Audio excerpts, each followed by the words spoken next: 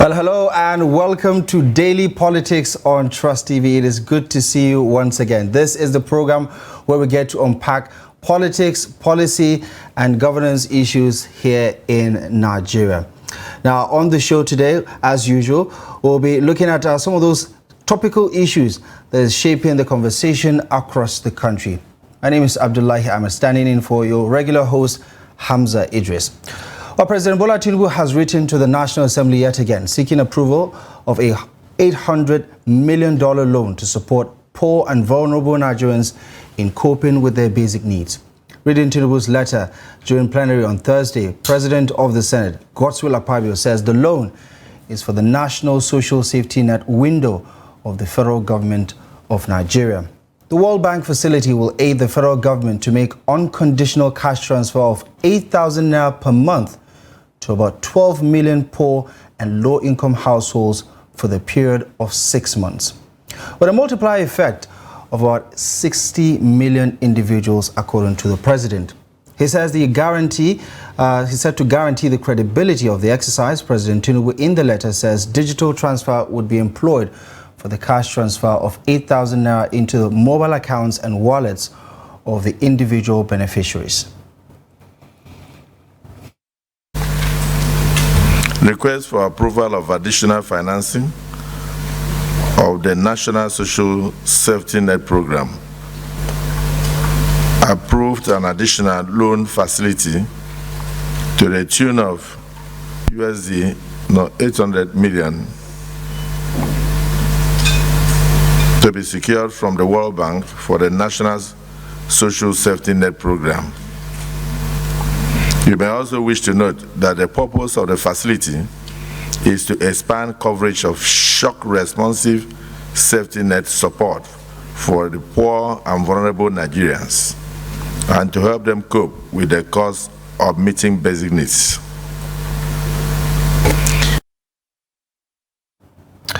And after the reading the president's request, the Senate went further to approve that request of $800 million loan. And it is expected that this would stimulate a lot of activities in the economy, which will help absorb some of the shocks from the removal of fuel subsidy. Now, recall that the Federal Executive Council under former President Muhammadu Buhari had in May of this year approved an additional loan facility to the tune of $800 million to be secured from the World Bank for the National Social Safety Net Program.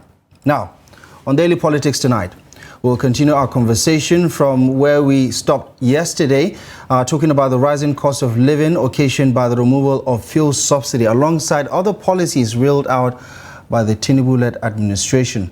Now, on the program today, we will double down on some of the comments made by the former coordinator of the National Social Investment Program, Dr. Umar Buba Binder, during the conversation where he pointed and reaffirmed that Nigeria has a national social register with about 12 million households in that register, with about approximately 54 million Nigerians captured.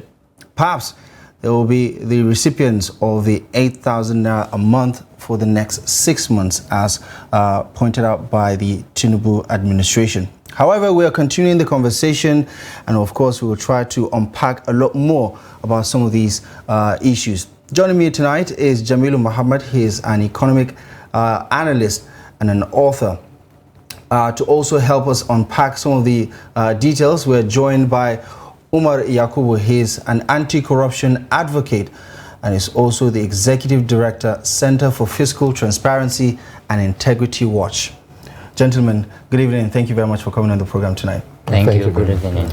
Right, so we're going to take a quick break. We'll be back in just a moment to set the ball in motion. Daily Politics starts after the break.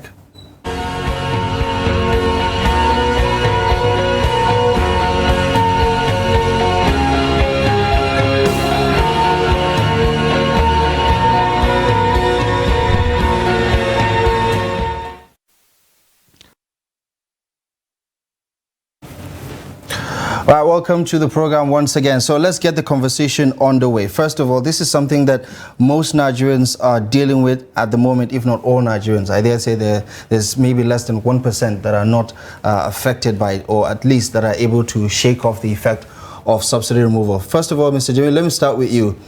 We did have this conversation initially on a different platform about the subsidy removal, the consequent effects, and how Nigerians are dealing with it. What are your thoughts so far about how Nigerians are able to absorb the shock and what the government is trying to do to address and mitigate the attendant effects of subsidy removal? Thank you very much. Good evening, viewers. I think it has been a bit tough for Nigerians through this subsidy removal, despite the fact that we've been expecting it. And as somebody dealing with economics, I know we could not just run away from it. Definitely one day it would come, and it definitely came. And the unfortunate thing is the government has not been physically preparing Nigerians for that. We've only been hearing it on paper or in from their own voices that they will definitely remove the fuel subsidy. If that had been the case, possibly they would have prepared some fiscal structures, monetary structures to try to absorb the shock Nigerians are now witnessing. So I think by and large, from the beginning, there was even poor planning, poor design of the subsidy removal itself. The subsidy was not. You're talking about by the new administration? No, by successive administrations. Okay. Yes, I think we inherited a lot of things through time from successive administrations. This administration was bold, courageous to say this thing would have to go. But I think the last administration should have put certain things in place to make Nigerians expect that this thing is coming and there should be some shock absorbers. It is not something that you deploy in a day and expect that this thing will work in just 2-3 months and then it's over. No. This suffering of citizens, I'm very sure, would continue for some time, if not for deliberate actions or programs the government would want to introduce. Example, the $800 million program, I think, well, by thought, by principles, I think is something good. But I think by design, I really don't see how this thing will give a good impact on the problems Nigerians are facing today. We'll dig deeper into the details of that request that has been approved by the National Assembly. But I'd love to get your take on what you make of Nigerians' reaction to the current economic situation in the country and how the government is communicating some of these policies to Nigerians. Do you feel there is adequate understanding of what the government is trying to achieve at this moment in time? Well, thank you for inviting me to your program, and good evening, everyone. On your two questions, whether there is adequate communication, I feel, yeah, the discussion about subsidy removal has been ongoing since 2012, when our subsidy bill suddenly came by about ×8 between 2010 and 2011. So the discussions have been ongoing for the removal. Now, when this government came in place, from what reports said, that he just said it wasn't even part of his speech, but somehow that's economics, the markets react, and the markets reacted, and before you knew it, the price had jumped from about 180 to about 540, depending on where you are. So that's what, like what my colleague here just said, there was even no preparation for that, even though the last government had told us there was no budget for it from July 2023. Beyond June? Yeah, yes, beyond June, July to going forward. So there was really no preparation for it, and Nigerians just took the shock. On your second question, it is very difficult where you have a country of 200 million people, and all bodies, all statistics show 133 million are multidimensionally poor. There is no form of communication that you are going to tell them that a subsidy removal that has jerked up the inflation rate, means things are going to be more expensive, and you tell them how things will become easier. So that communication ought to have taken more time, and they should have been told, or we should have been told actually, what the palliatives are. So you can see there's no palliative containment strategy post-subsidy removal, because the eyes were on just to remove the subsidy. Now that they have removed it, they are thinking of what to do. That is why now you can think of palliatives. Some state governments are bringing buses. Yesterday on the news, I saw River State, they have provided buses, things like that. So this ought not to happen. You plan such a thing, because removal of subsidy is just one line of the argument, but you can't do that. There are other things, factors that you ought to have looked at before removing it, so that you take care of these issues. So this is my view on your question. A lot of people will say it's best to ask for forgiveness than to ask for permission, because sometimes it could take a lot longer. It's almost difficult to negotiate subsidy removal with Nigerians. We saw what happened with Occupy Nigeria back in 2012, how Nigerians pretty much revolted against the idea of subsidy removal. And we've had several conversations about it. But now the deed has been done. Let's talk about how the government is trying to manage this situation. The president sent in a request yesterday to the House of Representatives, asking for a virement, so to say, of 500 billion naira, and it was approved today. He also sent in a letter to the Nigerian Senate asking for $800 million from the World Bank, which is something I believe the Buhari administration, first of all, sent in the twilight days of the administration before leaving. Let's talk about the concept of how the government is approaching this idea of cushioning the effect of subsidy removal. Mr. Jimmy, what are your thoughts about this approach? Because there are so many school of thoughts that think differently about how the government should actually approach this thing. Yes, every responsible government would certainly make an approach. That is fundamental. But then what kind of approach? That is, I think, where we are getting things wrong. Palliatives, so to say, by its own nature, by its own definition, you definitely know it is something that is short-lived. You are going to apply it just within a very short time. And then now you start thinking, okay, within this very short time, what are the indices you are putting before you to see the effect of these palliatives? What are the goals? What are you trying to achieve? Index A, Index B, Index C. Are you going to meet up with these indices within this very short time? You know, when you are not just putting these palliatives out of the blues, the palliatives concerns your economy. As somebody talking about economics, definitely I will expect the government to prop up principal indices of the economy and tell us that during this palliative period, Index A would be achieved, Index B would be achieved, and then on the average, this is what we are going to get. But I think all through this time, I have not seen that kind of approach. The approach the government is bringing is a general kind of approach. Okay, we will bring palliatives, we will flood people with food, and so on and so forth. So I think this is poor planning of... You think this approach has not yielded effect in the past, and therefore we cannot trust the same approach again? Yes, is that what you're saying? It has not yielded much in the past, and I can give you certain examples, right?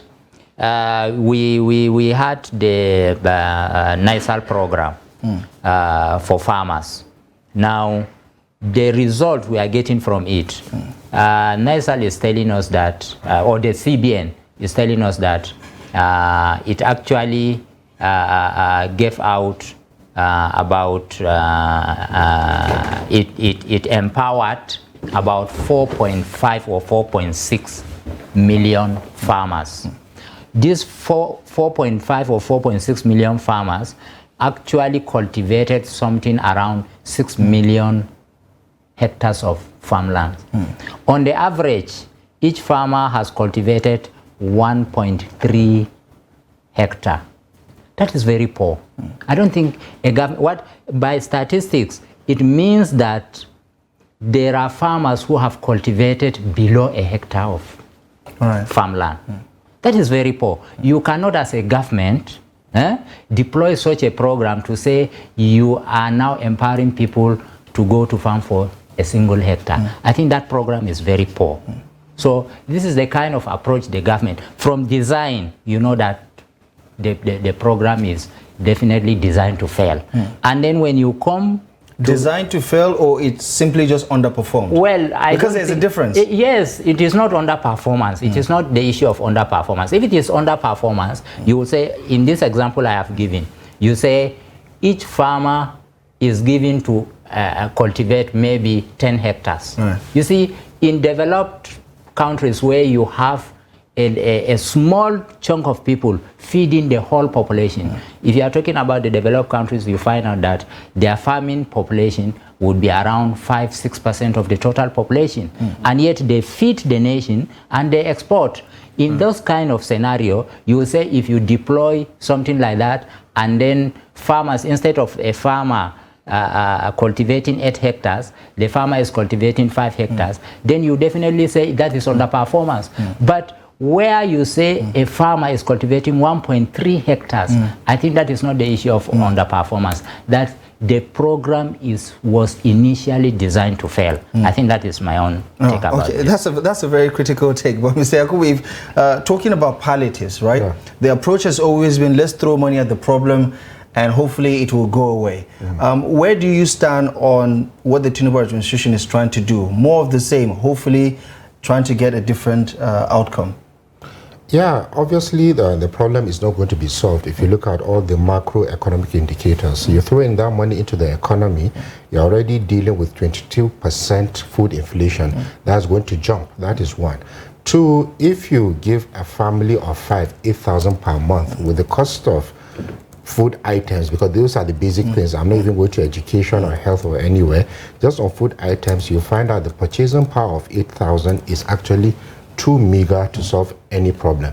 So it's more of a psychological solution where the citizens feel, okay, government has impacted my life, but it doesn't really do much in terms of alleviating the poverty.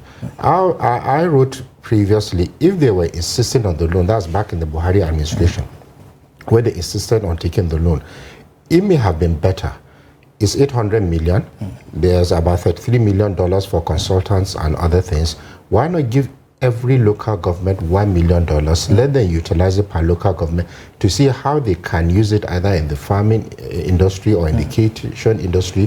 You actually get more value in the midterm and the long term than giving somebody just 8,000 that he cannot invest. He's just going to consume it, because that loan is actually a consumption loan as far as I'm concerned. Everybody give 8,000 cannot invest it in anything tangible that will bring more income. So it's a consumption loan. And there are taxes, interest, attached to that loan that the government is going to pay. Whether it's a long term, I know it's from a multilateral institution, it's usually 15 years, 20 years, but Nigeria is still going to pay that loan. So to me, like you said, there was no planning. But would it stop the bleeding in the sense that, would it cushion the effect of subsidy removal in your view? Because at best, most Nigerians are looking for a solution, so to say, something that will ameliorate the pain that they're feeling right now. Do you think those tokens would do something to ease the pain? No. Psychologically, yes. Economically, no. Psychologically, when you get some money, you feel good for 1 day or 2 days, and that's where it ends. Economically, the inflation rate is going to jump up. The food inflation prices are going to skyrocket. The prices of fuel from 180 to about 540, that's almost times 3. Everything is going to, so it means your value, your purchasing power has depreciated. So you're actually better off now than when they increase all these food prices. So you're saying at this point in time, you think that the cure could actually be worse than the disease itself if these palliatives are rolled out? Not in that sense. 8 is better than 0. Now, right now, maybe you're at 0. Now you have 8,000. So it's an addition. It's a positive thing. But you're suggesting that it could also affect the inflation rate? Of course. You can't pump in such amount of money to our economy. We're already battling 22% inflation. But I think from what they plan to do is over 6 months or so. It's not just one time. We'll get into the details of that. Mr. Jamil, what are your thoughts about it? Do you think pumping in that much money into the economy would actually have a counterproductive effect? Yes, I think I'm thinking in the same way he is thinking. Yes, psychologically you will get some little money in you, but calculate 8,000 naira per this family into the economy. That's where the issue is. And into the consumption part of the economy, not into the productive part of the economy. That's where the problem is. If you are pumping that kind of money into the productive part of, or the production part of the economy, it makes more sense. But if you are putting it into the consumption part, actually inflation must come in. Now, what rate? At what rate? The inflation now we have is, I think, is 22, 23. General inflation is 22, 23. The government says it wants to bring down the inflation down to about 13. That is its own target.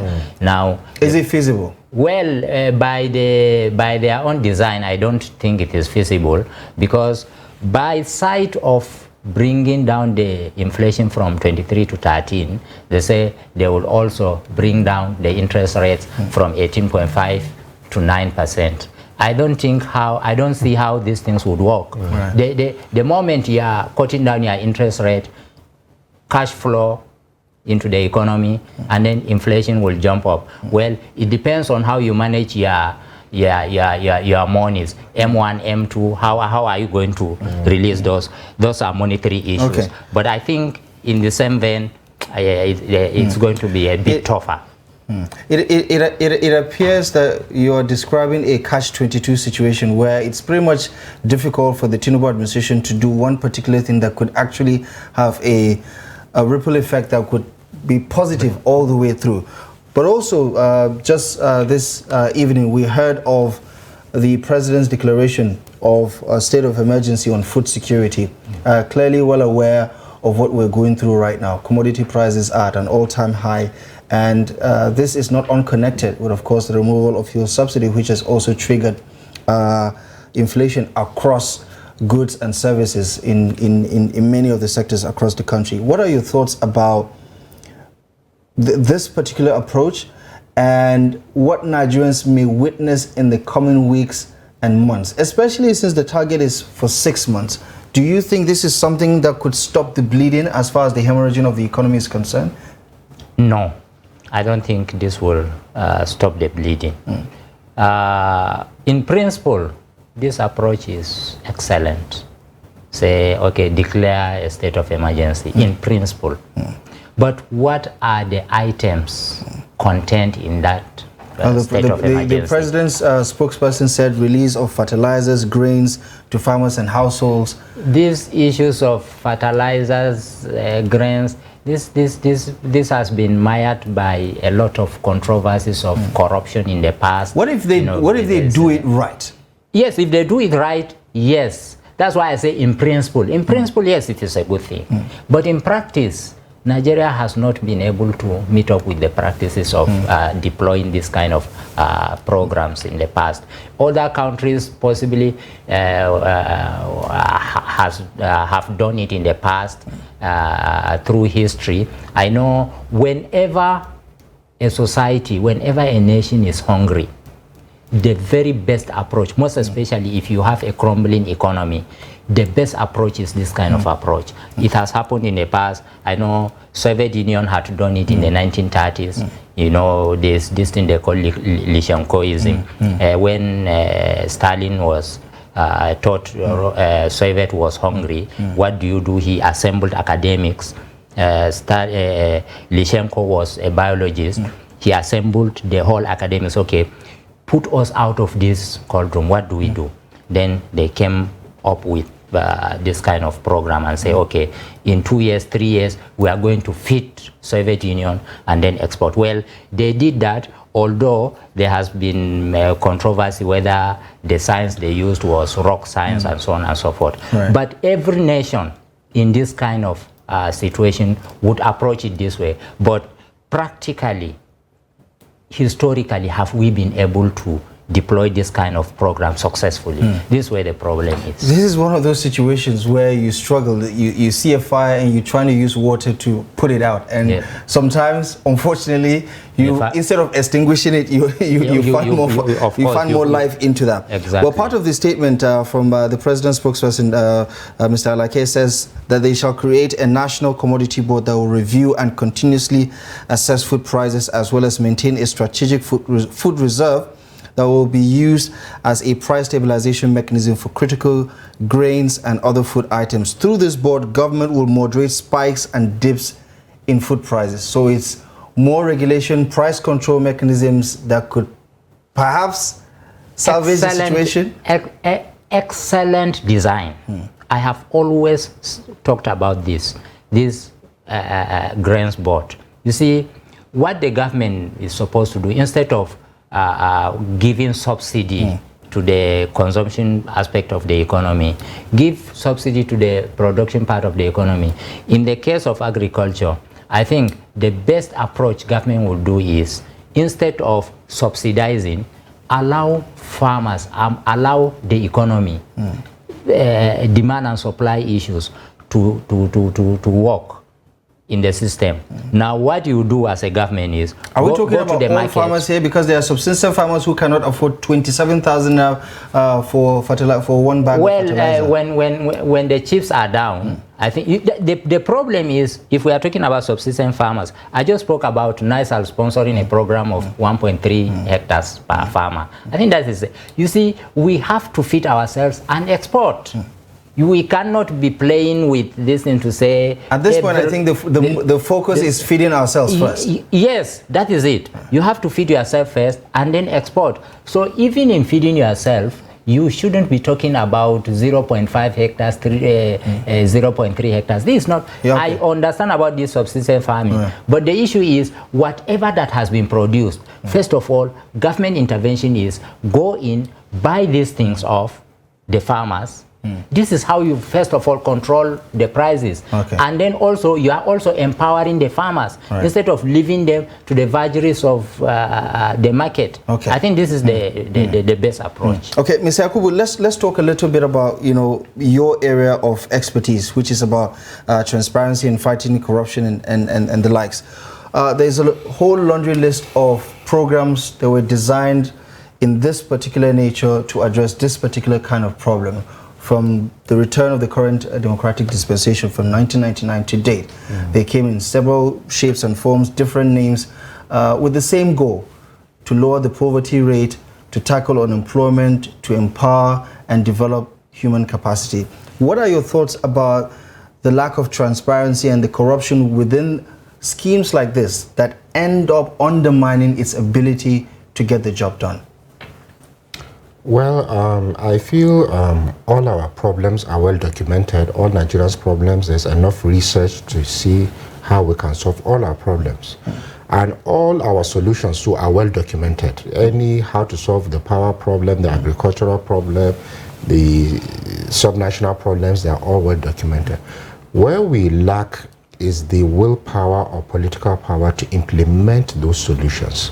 And part of way of making for example, this NISA program now, you may do a research and find out it has worked in country A or country B or country C. But when it comes to country Nigeria, you find that it fails. The reasons I think are two. One, I feel the citizens, we are too disengaged.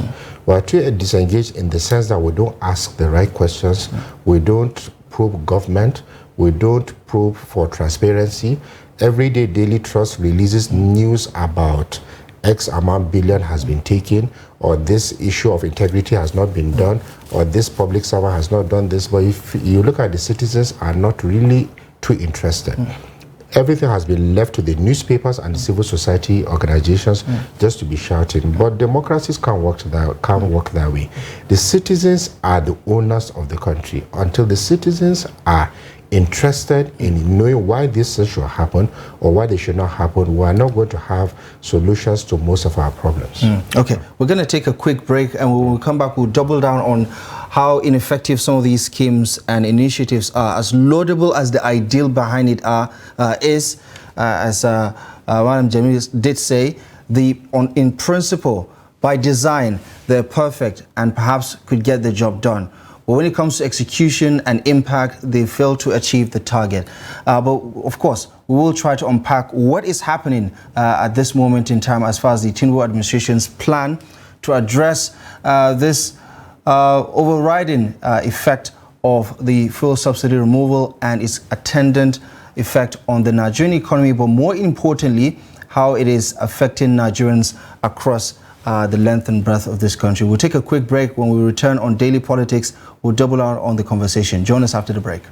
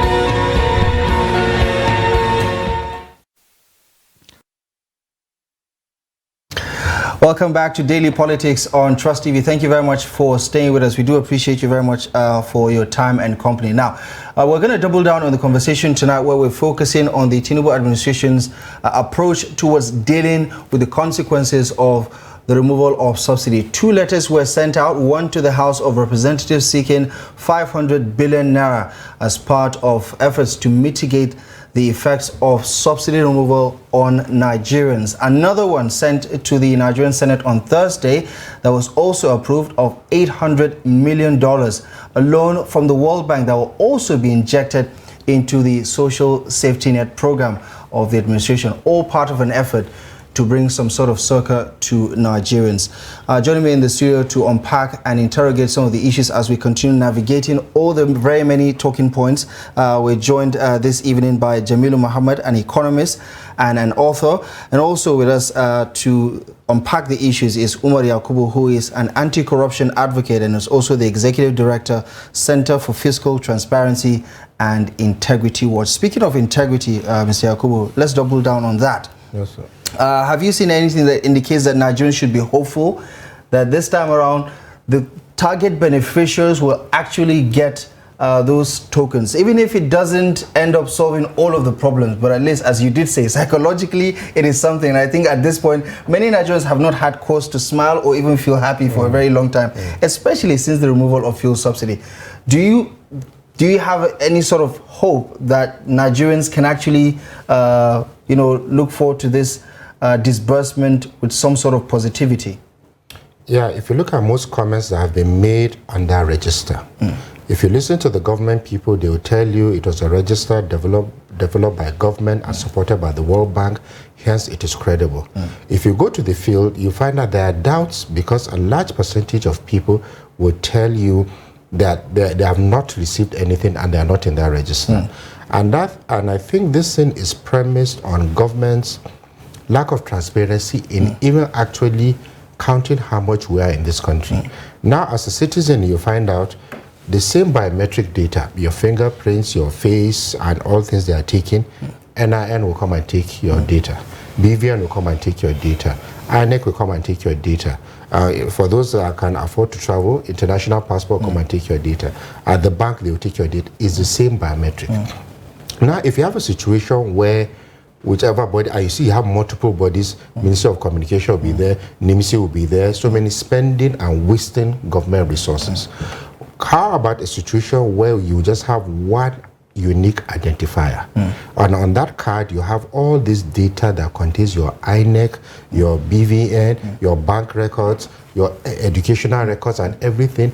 With that way, you can easily plot a data statistically to know the income levels of people and actually predict using a lot of statistical tools to see those are actually multidimensionally poor, how many we are in this country, where we are, and in that way you can see you now have a tool that will help you target the real people, because there's no way you can fake, and if you don't have that, it means you're not a citizen. As far as this particular issue is concerned, there is the National Social Safety Net Coordination Office, popularly known as NASCO, and it did point out that through its national register, it has this compatible and very complete database of all other government database systems, where, as you said, it is trying to streamline every available information on Nigerians so that it can use for this particular task. It said, as of today, that was last year, as of September last year, the number of PVHAs, that's the mapping for different households, that's poor and vulnerable households in the country. It stands at 12.8 million, or rather 12,828,134, and there are 52.8 million individuals covering about 128,249 communities across 8,000 wards in 737 local governments. So just 37 local governments have not been covered as far as the social register database is concerned. And of course, this is not to say that they've captured every poor, vulnerable Nigerian in the country. But do you feel that we can depend on this social register? Because it does appear that this is what the Tinubu administration is doing to count on the credibility and integrity of this register to go ahead and roll out these funds to the Nigerians captured on this database? Well, I think transparency is key to this issue. As my colleague here has said, I think the government has been less than transparent on this issue. If the government wants to be transparent, maybe the government would have to involve civil society organizations as representatives of the general different communities in the country. That will give it a bit of credibility. Otherwise, I think everything of it there is suspicious. The only thing giving Nigerians solace there is that fact of psychological dependence on what government says that is available there. Apart from that psychology that the government is doing something, I don't think out of this register we are likely going to get something. As you have said, why can't you kind of integrate the different databases we have? We have so many different databases. Well, I think this is what NASCO as an organization or as an agency is saying, that they have mopped up all the necessary information to cover all bases. We still put a question mark on the credibility of this register, these figures. I think there's a lot of question marks there. Okay. What happens after 6 months in your economic viewpoint? What happens after 6 months? Are we saying that life is going to be somewhat back to normal, where Nigerians can afford whatever happens after 6 months? What are your thoughts about that? This is not a 6 months program. I don't think the problem Nigerians are in is a 6 months program, except if by the design of the current emergency declared on food security. If the program is robust, then I would think that after 6 months, food inflation would come down possibly by around, say, 20-something to 30% possibly, but I doubt if that will reach up to 50%. But you think this is adequate first aid enough to cushion something? In principle, yes. Again? Yes. But in reality? In reality, I still have my doubts. Yes, because in the past, you see, there's a key issue in Nigeria that in most analysis, we don't put it. In my own analysis, whenever I make even economic analysis, whenever I give figures, there is an index I always include, corruption. Corruption is a key index in our system. And the problem with corruption is we do not have adequate data to speak on the amount of corruption endemic in the system. Now, we give it an X. I think academics would have to go in and start doing their calculations and then tell us the amount of corruption in the system. But definitely, whenever we do, we shy away from this. But corruption is key. How much of this program that is being deployed, how much of it would be consumed by corruption? I think that is key, unless we know that, because corruption now distorts the many distortions we have in our economic system. The larger part of the distortion is linked to corruption. Looking at you know, the problem or the issue diagnostically, Mr. Yakubu, if the administration gets this right, and let's assume all 52 million people on that social register are beneficiaries of this initiative, it's still partly half of the problem, because we're talking about 130 plus million people, multidimensionally poor. And I know a couple of people that I wouldn't consider poor, but have said that they would love to be on that register, no matter how meager the amount is. What does that tell you about the scale of the problem and how the government needs to have an even bigger, broader approach to addressing this issue of poverty and unemployment in this country?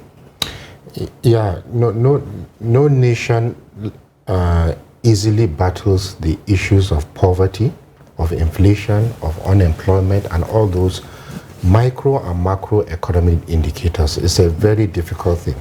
Let's even assume this 8,000 is even 8 million, just for assumption 6. Now, within 6 months or 1 year, those monies are finished. Let's even ignore all the inflation issues.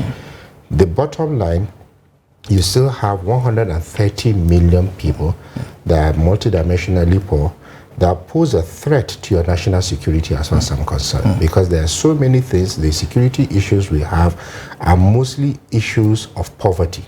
There are a lot of people that don't want to commit crime, but because of lack of economic opportunities to fend for themselves, they go into crime, and that is a normal human phenomenon. So what the government needs to do a lot of things, and one program cannot take it. But first, it has to solve the economic problem, and now in solving the economic problem, you can see they removed fuel subsidy, so they have an inflation problem. Now you have to have a comprehensive inflation containment strategy that even developed countries are seriously battling, because it's not easy. Price control issues.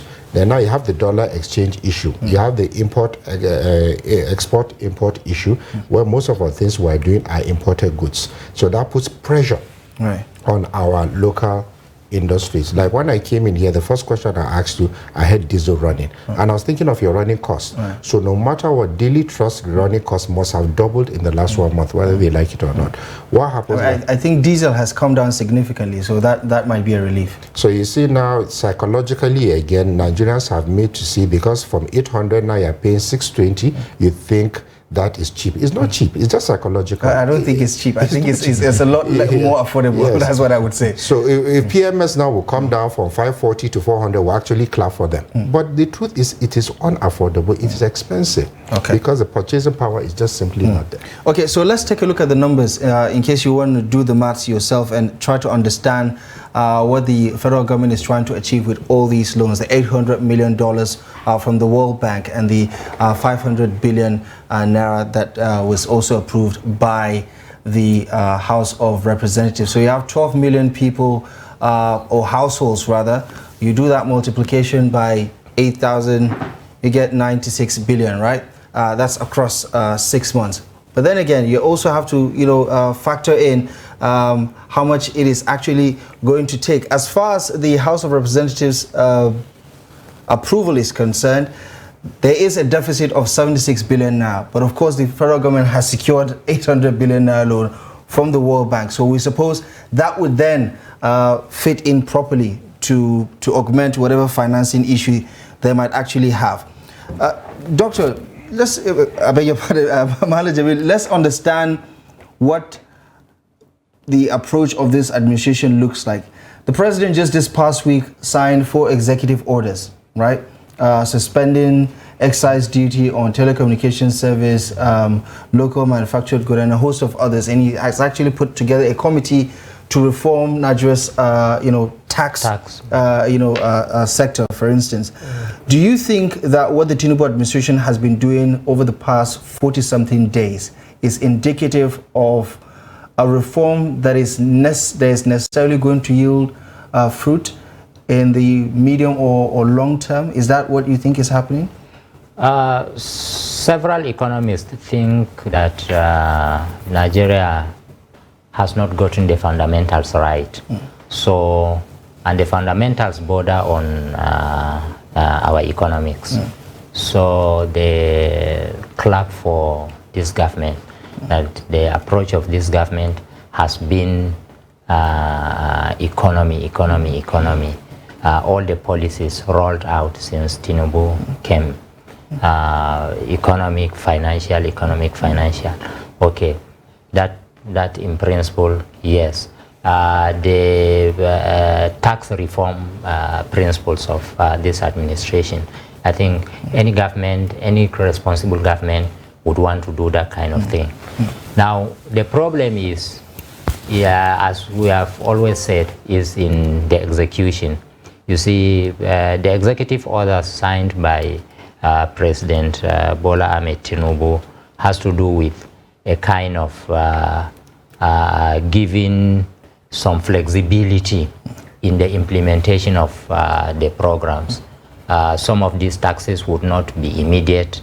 Maybe they would pick up in the next 3 months and so on and so forth. So this is how the approach is. But does it inspire your confidence in you that yes, it is a step in the right direction? It is a step in the right direction. My only problem is it has, you see, you are only trying to reform the financial aspect of the economy, or trying to reform the economic aspect of a national life.